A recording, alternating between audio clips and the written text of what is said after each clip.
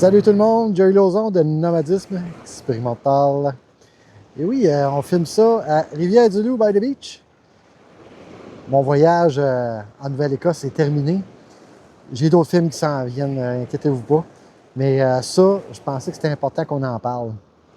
Parce que même avant de partir, j'avais vu quelques publications en ligne sur les réseaux. Une en particulier de la ville de Carleton-sur-Mer. Une de la Sûreté du Québec. D'ailleurs, c'est des publications que les gens m'ont envoyées, merci. Et récemment, aujourd'hui, publication de la ville de Gaspé. On va en parler de ça, la base Gaspésie, parce que mon expérience en Nouvelle-Écosse a été un eye-opener, comme diraient les Anglais. On jase de ça aujourd'hui. Alors, la semaine dernière, la ville de Carleton-sur-Mer a publié que c'était interdit de faire du camping ailleurs que dans un camping à Carleton-sur-Mer.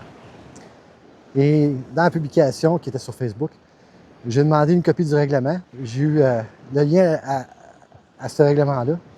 Je me souviens plus du numéro, là, mais il est en ligne. Il est là.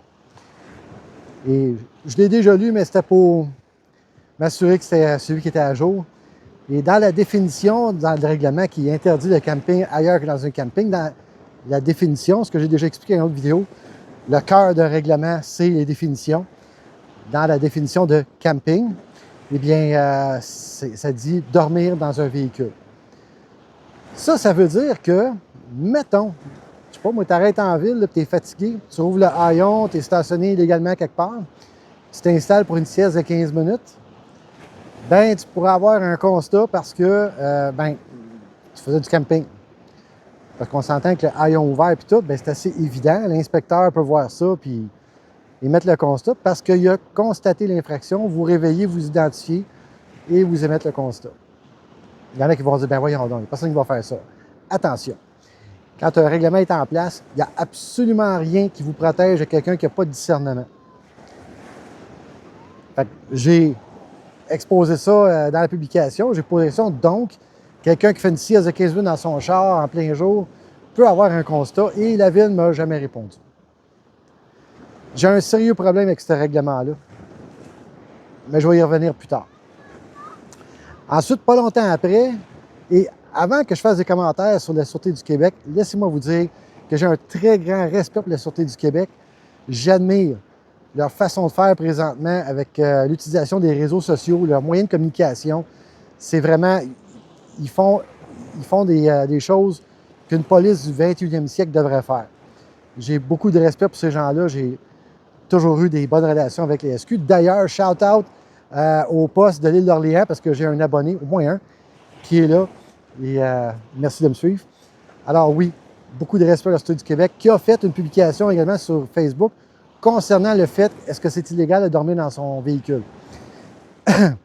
Il n'y a pas une réponse qui couvre toute la province pour ça. Parce qu'au niveau du Code de sécurité routière, il n'y a absolument rien qui couvre toute la province. Mais il y a des villes, comme Carleton-sur-Mer, qui se sont votées des lois qui interdisent le camping, ailleurs que dans un camping ou un endroit désigné. Et dans la publication, j'ai commenté, j'ai posé la question.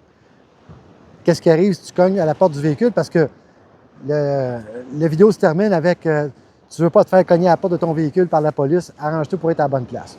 C'est bien correct. Mais j'ai posé la question, si on cogne et qu'on ne voit rien dans le véhicule, les portes, les fenêtres sont fermées, et que ça ne répond pas, vous faites quoi? J'ai pas eu de réponse. Parce que c'est assez évident. On n'est pas aux États-Unis ici, ils ne défonceraient pas votre vitre.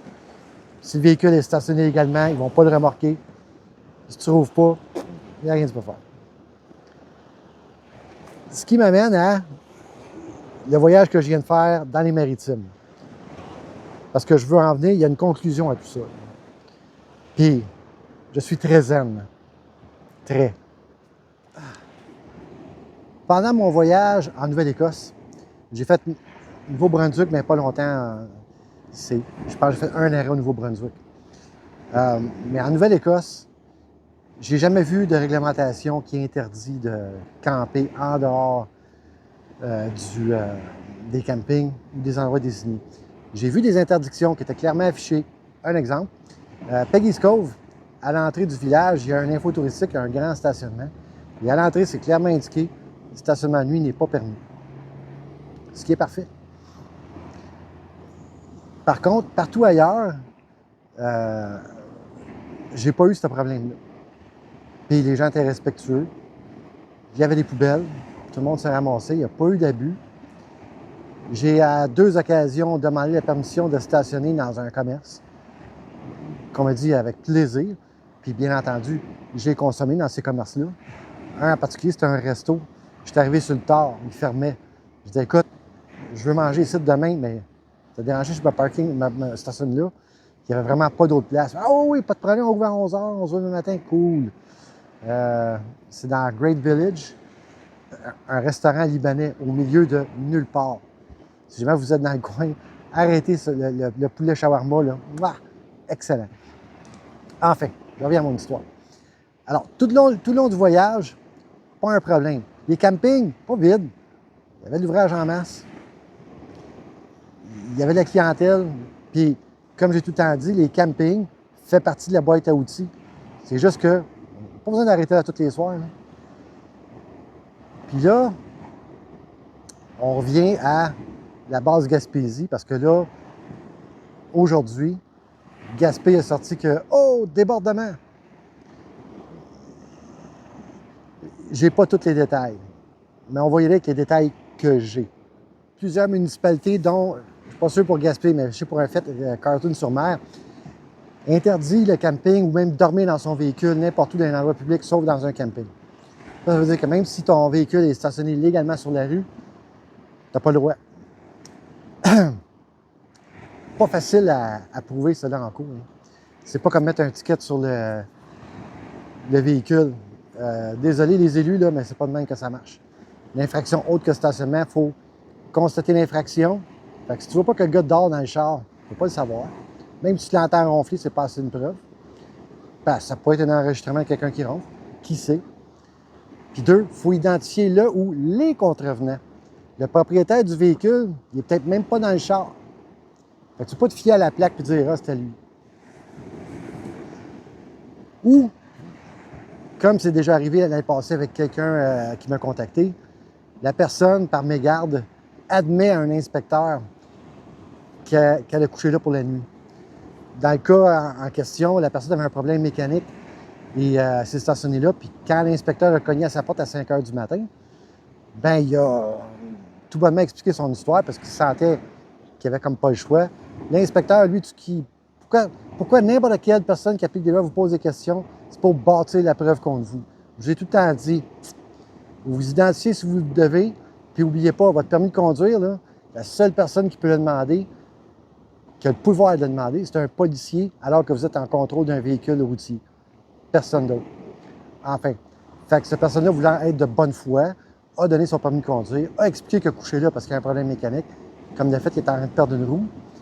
Puis pour son trouble, ça c'était à Carleton-sur-Mer, a reçu un constat par la poste. Et qu'est-ce qu'il a fait? Bien, il l'a payé.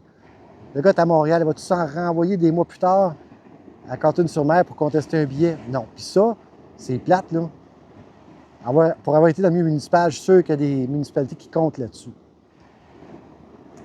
Mais, un jour, quelqu'un comme moi qui va pogner un constat, puis je peux vous garantir qu'il va être contesté. Puis la différence entre maintenant et il y a quelques années, c'est que maintenant, il y a une association pour représenter les nomades au Québec. Pas juste les vanlifers, les nomades. Et cette organisation-là a des moyens, des juristes à sa disposition. Fait que, pourquoi que j'en parle? Parce que dormir dans son véhicule, dormir. On s'entend-tu que dormir, tu as besoin de ça pour vivre? Puis le droit à la vie est garanti par la Charte des droits et libertés. Fait que si tu as besoin de dormir pour rester en vie, puis il n'y a absolument nulle part qui spécifie qu'en tant que personne, pour vivre, comme moi qui est un nomade à temps plein ou qui vit dans son char à temps plein, je dois vivre dans un camping ou en 4 murs. Il n'y a absolument rien qui oblige ça. Fait qu'on va utiliser des gros mots ici. C'est de la discrimination. C'est le problème. Là, Gaspé dit qu'il y a des débordements. J'ai vu les photos prises de loin. C'est sûr que si ces véhicules-là sont stationnés dans des endroits sensibles au niveau de la végétation, c'est des caves. C'est sûr qu'ils sont installés là pour une semaine, c'est des caves. Bien, mettez des interdictions de stationnement, interdisez l'accès pendant la nuit, c'est facile de même. Le véhicule est là, il est illégalement stationné, ticket, that's it. Si tu veux pousser ça plus loin, tu peux même le remorquer. Mais le problème, quand tu interdis le camping partout dans ta municipalité, guess what? Tu vas en avoir des situations de même. Alors, créer des endroits pour ça, parce qu'il y a une façon de le faire. L'Association Van Life Québec a un guide pour les municipalités, puis c'est faisable. Il y en a plusieurs qui le font. D'ailleurs, où je suis ici, maintenant, vous ne créerez pas ça, comment que ça marche ici, comment que c'est ça coche. Oui, alors, j'étais à Rivière-du-Loup, j'étais à côté là, puis l'autre bord, mon véhicule est stationné pour la nuit parce que Rivière-du-Loup le permet pour 24 heures. Il y a des campings à Rivière-du-Loup, puis je les ai croisés en m'en venant. S'ils ne sont pas pleins, ils sont occupés en maudit. Fait que pour les quelques véhicules qui peuvent... Parce que, on s'entend, c'est un endroit pour des véhicules. Rivière-du-Loup a choisi un endroit stratégique. Il permet le stationnement de nuit dans le stationnement, qui est à côté d'un parc qui est très utilisé par les gens locaux. Ça veut dire que le stationnement, il est utilisé beaucoup. Puis il n'est pas gros. Puis, s'il y a un épais qui arrive avec son pick-up, puis sa fifth wheel, puis qui veut prendre 10 places de parking, il ne sera jamais capable. Parce qu'il y a tellement de va-et-vient de véhicules que c'est impossible. D'ailleurs, même s'il serait vide, juste le temps pour se virer de bord, c'est pas évident de rentrer ici, mais vraiment pas. Alors, la ville le permet et c'est clairement affiché maximum 24 heures, sans ça, tu te fais remorquer. C'est clair. Le camping, ils font de l'argent pareil. Puis nous autres, on en profite, puis on va dépenser ici avant de partir parce que demain, je me retourne à Québec, il faut que je mette du gaz. Mon frigidaire, il est vide, je vis dans mon char. J'ai besoin de m'alimenter pareil, même si je me retourne à Québec. Fait que, tu sais, on va le faire ici. Puis l'autre affaire qui me gosse, c'est qu'on voit ça dans les médias, du camping illégal, du camping sauvage. On peut tout ça appeler ça du camping improvisé? Puis encore là, c'est-tu du camping? Tu sais, quand je dors dans mon char, toutes les portes fermées, les fenêtres fermées, puis que personne ne peut voir en dedans, c'est pas du camping, je vis.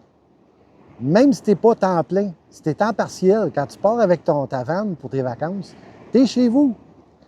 Écoute, si demain matin, les municipalités commenceraient à passer des règlements genre hey, dans ta maison, dans le salon, là, tu peux juste écouter la TV, tu n'as pas le droit de manger ou dormir. Ça, il faut que tu fasses ça dans la cuisine puis dans la chambre à coucher.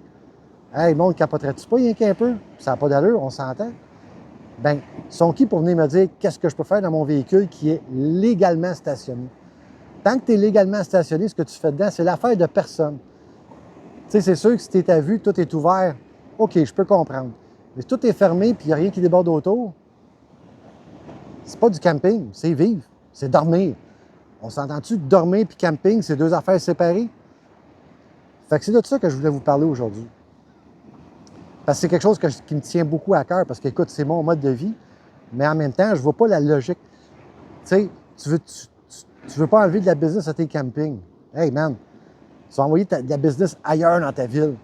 Puis les débordements à Gaspé, là, puis tout ça, je suis sûr que c'est vraiment des gens qui commencent, qui n'ont jamais fait, parce que tout le monde qui achète une vanne, moi le premier, je l'ai fait, on s'en va en Gaspésie.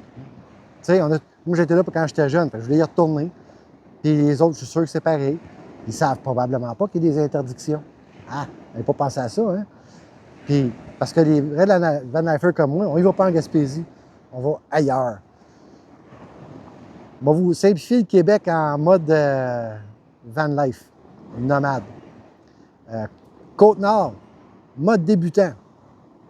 Charlevoix, mode intermédiaire expert. Non, expert. Le Bas-Saint-Laurent, comme ici, ça, c'est intermédiaire. Puis la base Gaspésie, ça, c'est mode ninja. Puis ceux qui interdisent, là, je peux vous garantir qu'il y en a qui passent des nuits chez vous et vous ne le savez même pas. Fait que, révisez vos affaires. Il y a des façons de faire. où ce que ça peut être facile à gérer. Au lieu de l'interdire, encadrez-le, puis vous allez en profiter. Tu sais, c'est quoi, dans ma dernière vidéo, là, on était quelque part, à deux, on a dépensé 200 pièces dans une journée, on n'a pas besoin de rien. On a juste profité de la place. Ah, c'était à Digby. Tu sais, on est arrivé là par hasard, on a passé la nuit, c'était pas un problème. Hey, beau magasin de souvenirs. Hey, beau restaurant. Et voilà, dépanneur, on a besoin d'une coupe d'affaires. Tu sais, c'est pas long, là. Puis c'est de l'argent neuf. En tout cas, j'espère que ça va faire allumer des cloches quelque part. Parce que moi, je ne lâcherai pas mon bout, je vous le garantis. Alors sur ce, bonne route. Je vais me calmer, parce que demain, je vais retourner à Québec. Ça avance, ça va faire du bien, du plat. Puis, hey, merci d'être là. Bonne route, puis on se revoit au prochain. Bye!